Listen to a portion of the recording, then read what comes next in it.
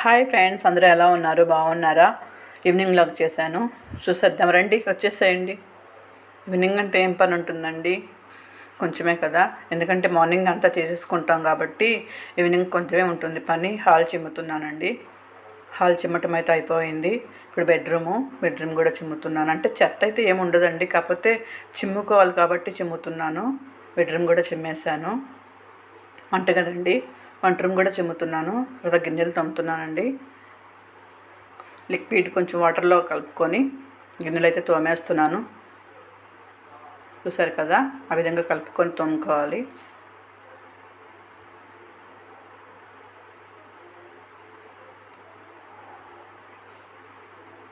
గిన్నెలు తోమటం అయిపోయిందండి. ఇవన్నీ నీట్గా సర్దేసుకుంటాను.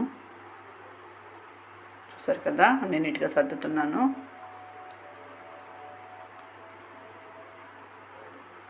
అయిపోయినాయండి సర్దేయటం. బట్టలు కూడా నీట్గా మడత పెట్టేస్తాను. చూసారు కదా, బట్టలు కూడా నీట్గా ఎట్లా వేస్తున్నాను. ఇంకా లేడీస్కి ఇంకా లెగిస్తుంది మంచి పనే కదండి. వండుకోవడం, తినటం, తోముకోవడం, ఉతుక్కోవడం, మడతలు వేసుకోవడం, ఇవే కదండి. ఇంకా లేడీస్కి ఏం పని ఉండదు, ఊరికి తిని కూర్చోటం అనుకుంటారండి, కానీ చాలా పని ఉంటుంది.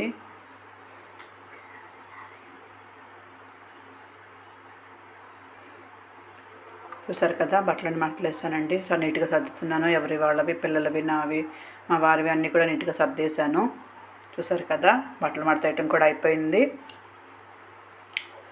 కొంచెం ఫేస్ కొంచెం డల్ అనిపిస్తుందండి. అంటే కొంచెం చెమట పట్టి కొద్దిగా టైర్డ్ అయిపోయినట్టు అనిపించింది. అందుకని కొంచెం ఫ్రిడ్జ్లో ఐస్ క్యూబ్స్ ఉంటే రెండైతే కొంచెం తీసుకొని క్లీన్ చేస్తున్నాను. అంటే ఫ్రెష్ ఫీల్ వస్తుందండి ఫేస్ మీద. కొంచెం అట్లా అద్దుకుంటూ ఉంటే ఏంటంటే మనకి ఫ్రెష్గా అనిపిస్తుంది, కూల్గా ఫ్రెష్గా అనిపిస్తుంది.